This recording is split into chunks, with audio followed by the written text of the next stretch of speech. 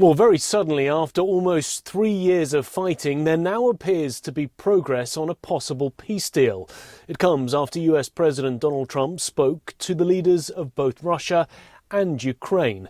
He said his phone call with Vladimir Putin was lengthy and highly productive. The Kremlin reports it was a 90-minute call, with Donald Trump saying they agreed to visit each other's countries and agreed to work together very closely.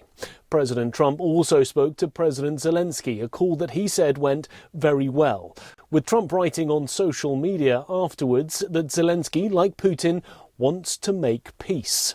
The US president says he has directed his team to start negotiations immediately, adding he feels strongly that the talks will be successful. So next will be a meeting on Friday at the Munich Security Conference, headed up on the US side by Vice President J.D. Vance and Secretary of State Marco Rubio.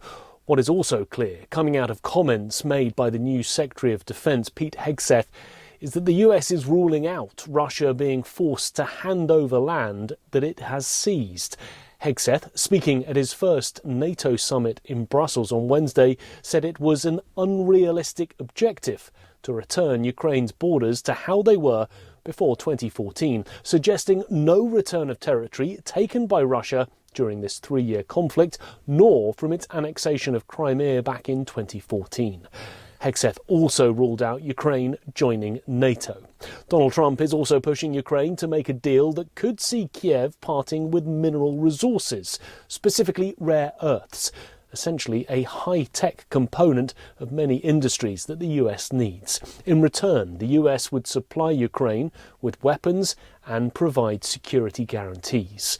What also remains unclear, though, is what Russia might be asked to concede or give up if a peace deal were to go ahead.